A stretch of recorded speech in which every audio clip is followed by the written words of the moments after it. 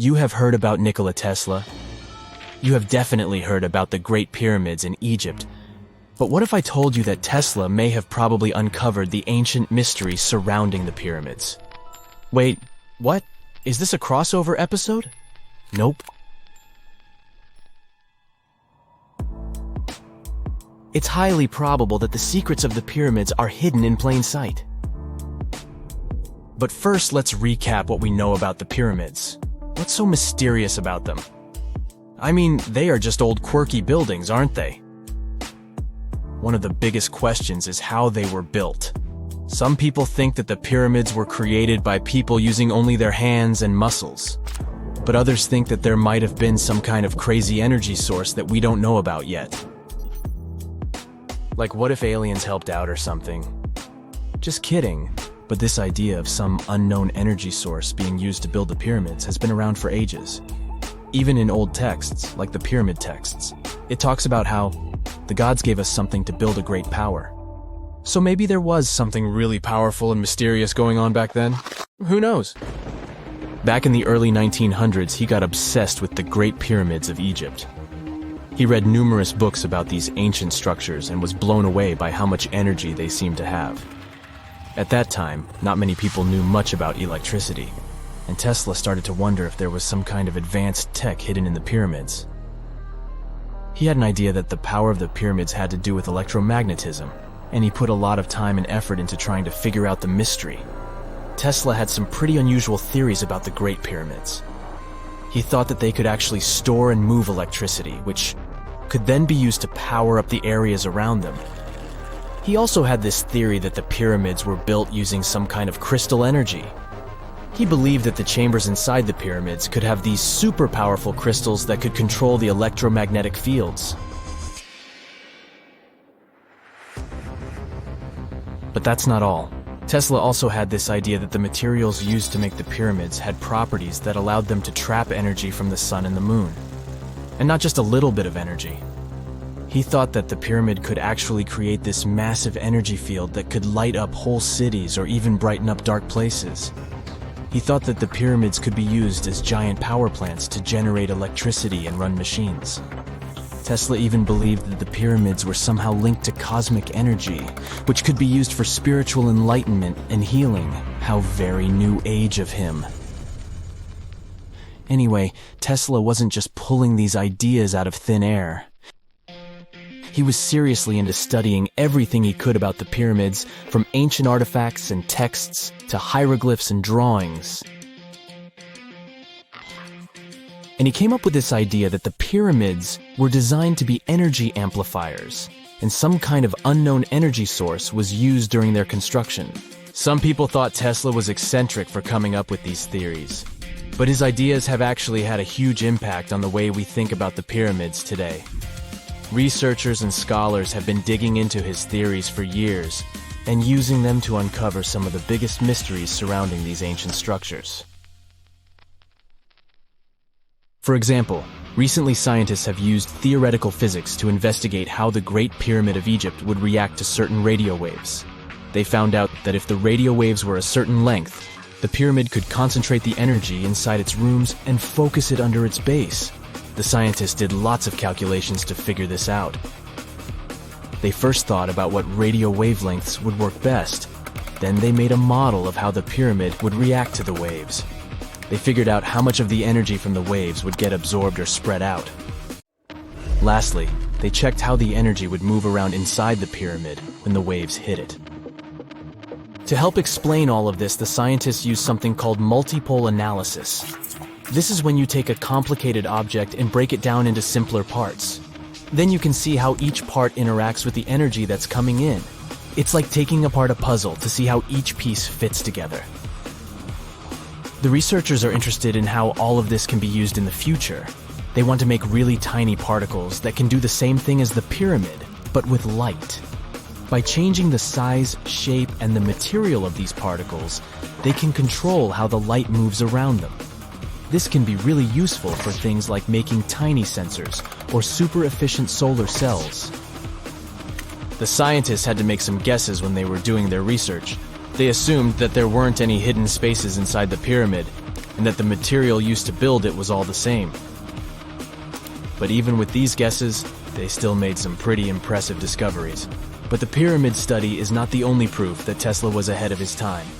There are more Tesla's projects that seemed unrealistic at the time, but that scientists and enthusiasts reevaluate and try to implement today.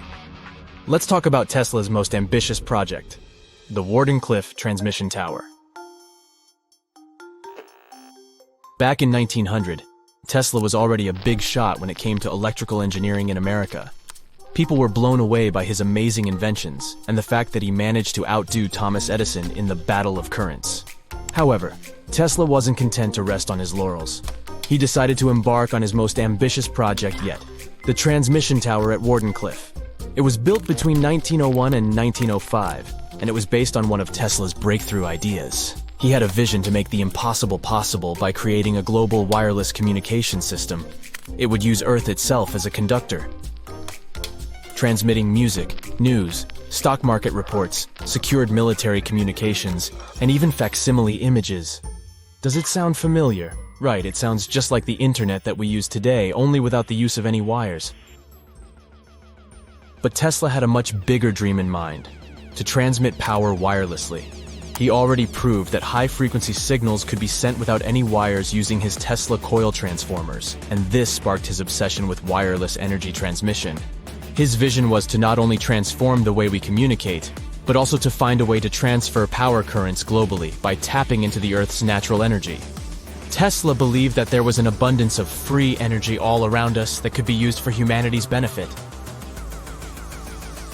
In 1899, he conducted some top-secret experiments and got convinced that it was possible to transmit electrical power through the Earth's upper atmosphere. This is actually how the Wardenclyffe Tower was created. It was supposed to be the prototype station for a network of towers all over the globe that would provide the whole world with wireless energy. Unfortunately, Tesla didn't have the resources or the patience of his investors to bring this project to fruition. It ran into all sorts of financial problems and roadblocks, and in 1917, the unfinished tower was finally torn down for scrap metal to pay off Tesla's mounting debts. Now it remains a sad reminder that even the greatest minds can sometimes fall short of their dreams. The original red brick laboratory, however, is still there, and it is the only Tesla lab that has survived. Fun fact, in 2017, a film crew made a crazy discovery. They used ground-penetrating radar to explore the area around Wardenclyffe, and they found a whole series of tunnels stretching for hundreds of feet underneath the site. Nobody knows exactly what these tunnels were used for, but people have been speculating for years that they were part of Tesla's grand plan. Wardenclyffe, of course, is a major landmark for Tesla enthusiasts from all over the world. Who knows? Maybe someone will finally crack the mystery of the tunnels one day. But even if they don't, the legacy of Tesla and his amazing ideas lives on. The year is 1923. Two teenagers sneak out of their homes in the middle of the night in Florida City. Rumor had it that an old man was building a rock castle by himself. But every time someone tried to see what the old man was doing, he would stop working. The curious teens managed to sneak into Ed's backyard and saw something they could later describe as magic. They recalled seeing rocks moving around like helium balloons. The old man was moving up to 30 tons of stone by himself to build his castle. Even if he didn't allow anyone to see him working, he would proudly talk about it around the town. But whenever people asked how he was building a stone castle all on his own, he simply answered, "I cracked the secret of the pyramids." This story begins in Latvia, Edward Leedskalnin's home country. Edward was born in a small village on January 12, 1887.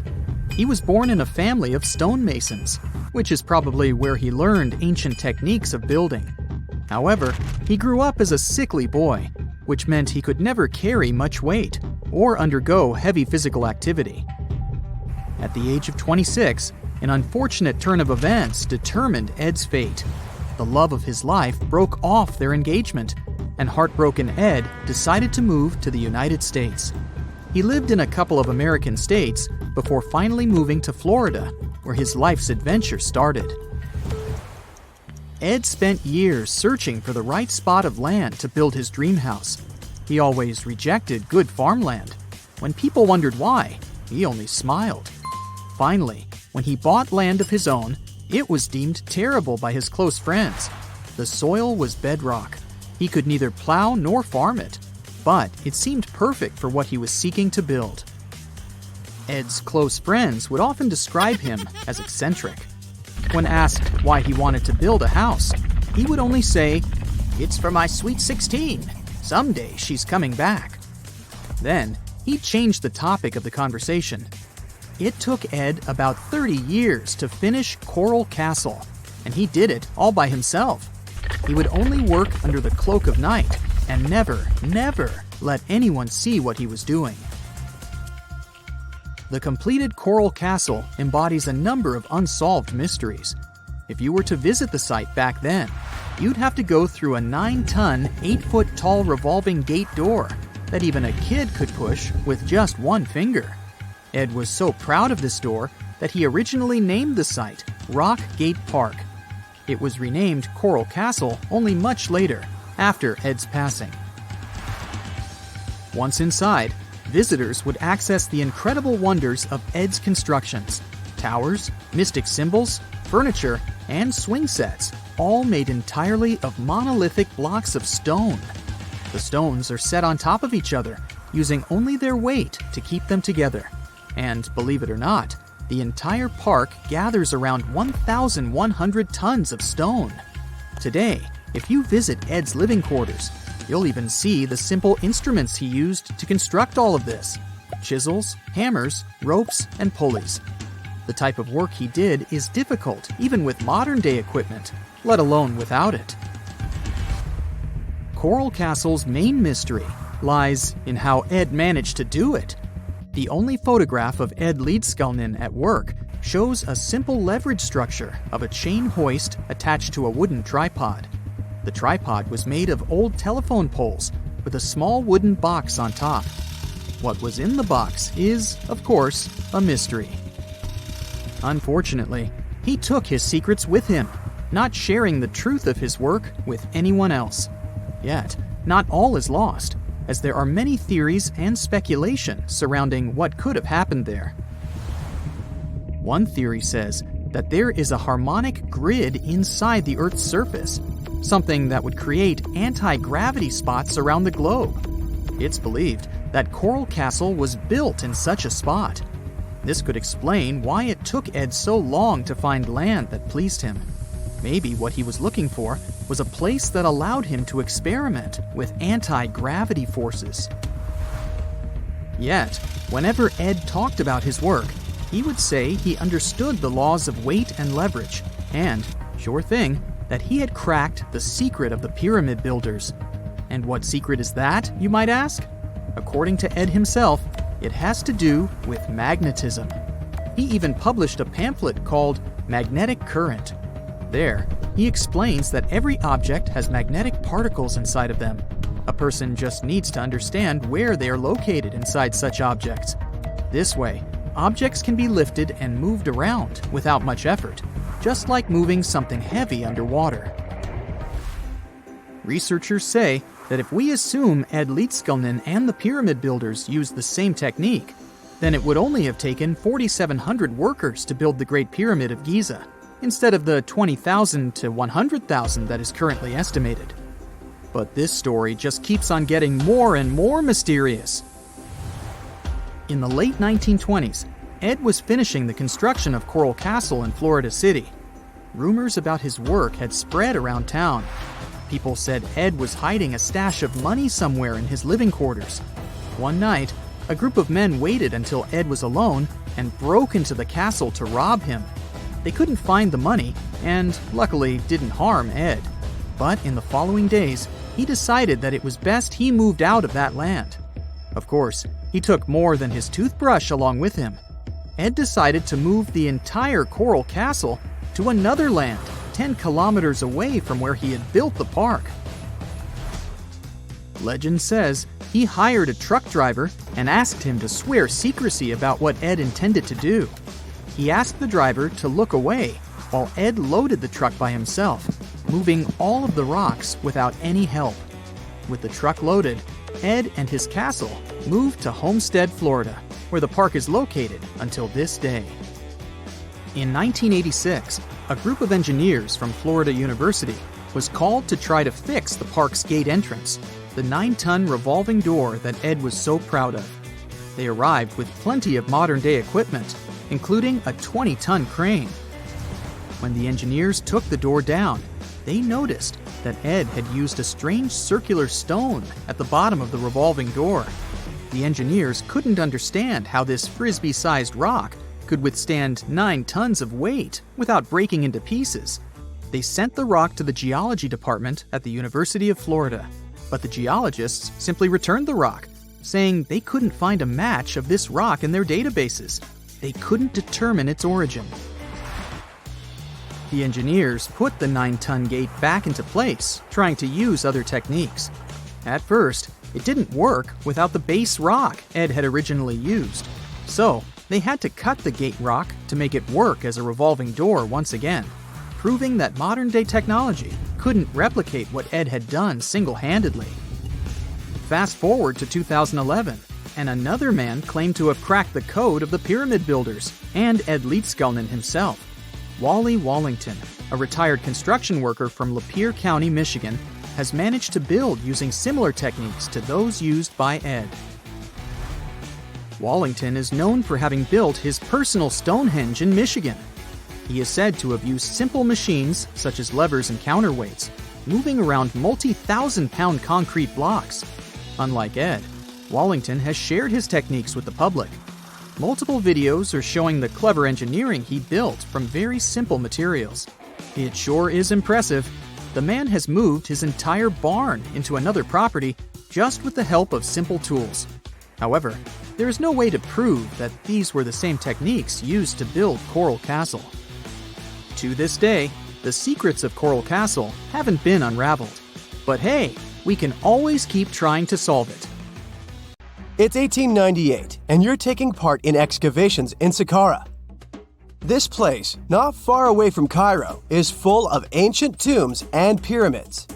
You're in your Indiana Jones mood and hope to find something really phenomenal to become famous. Gold, manuscripts, treasure maps, mummies of famous pharaohs. Wait, a wooden bird? You're really disappointed as it looks like a regular toy. An old one, but still. Little do you know that years later, someone would propose that your bird was actually an ancient monoplane. So the artifact, nicknamed the Saqqara bird, is made of a sycamore tree. The birdie has a wingspan of just 7 inches and weighs around 40 grams. A perfect original souvenir from Egypt, I would say. It's over 2,000 years old and looks pretty plain, without any carvings of feathers or other intricate ornaments. It has a beak and eyes, though, which makes our find look like a hawk, the emblem of the deity Horus.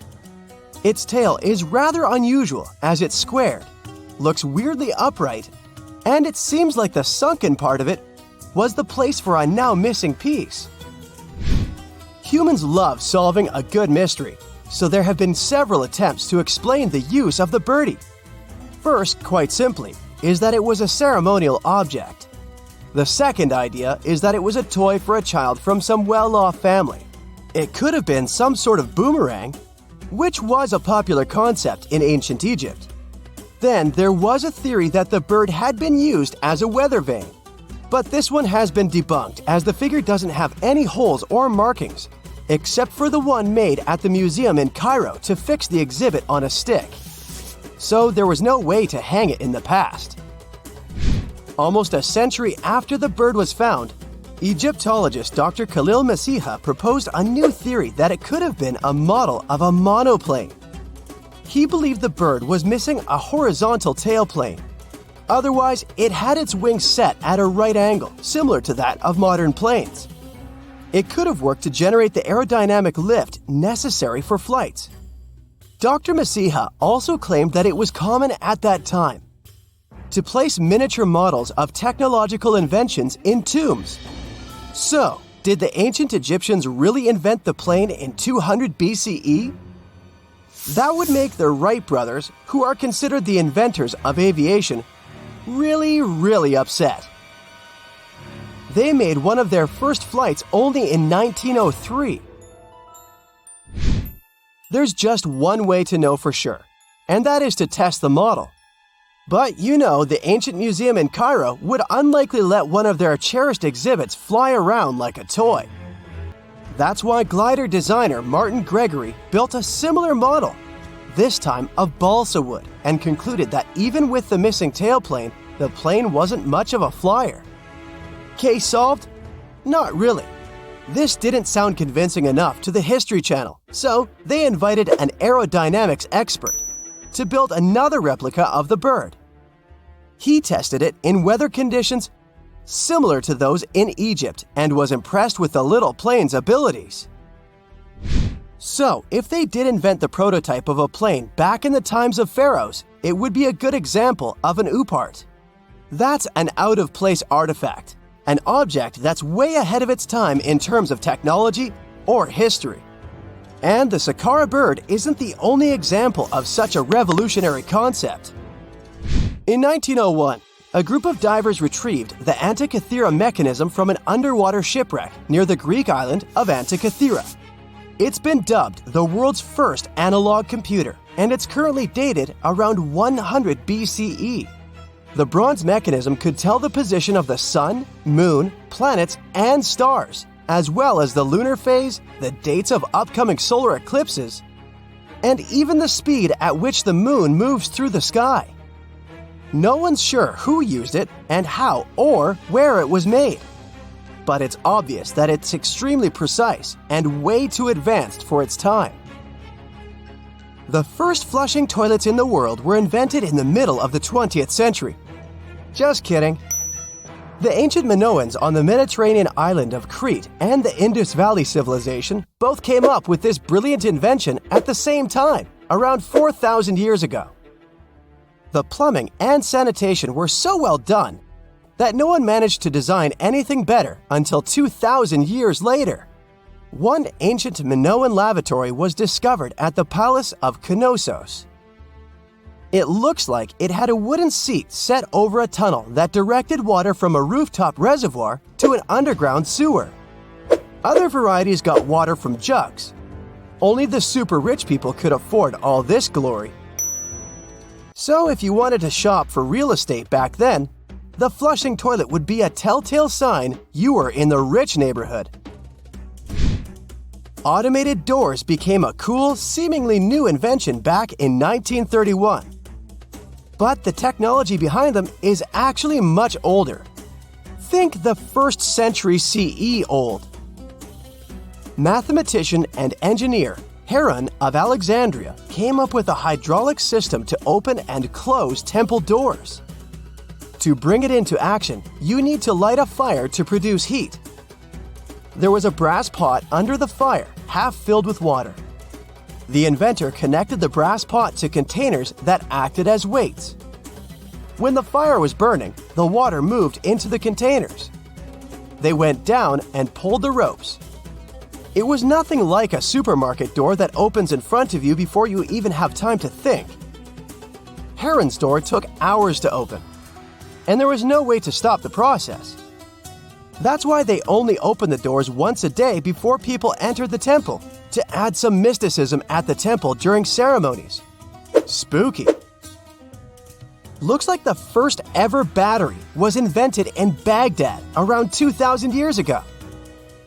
A German archaeologist found this oval-shaped clay jar in 1938. Scientists are still not sure what purpose it served and who exactly invented it.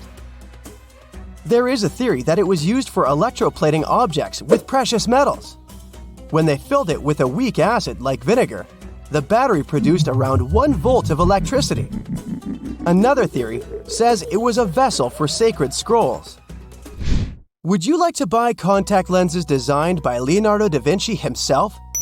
In 1508, he invented a glass lens with a funnel on one side. You were supposed to wear it with water inside to improve your vision. Sounds a bit uncomfortable, doesn't it? So, around a century later, French scientist René Descartes decided to improve the idea and make the cornea contact the future lenses. Contacts because they contact your eyes, get it? The glass tube with liquid did help improve vision, but blinking was sadly impossible. 2.5 centuries later, new technologies in the glass industry let scientists design contacts that would fit in the eye and even let the wearer blink. Thanks, guys! Still, those lenses were made of heavy blown glass and didn't let the eye breathe. About 50 years later, contacts became plastic, lightweight, unbreakable, and scratch-resistant, but still covering the entire eye.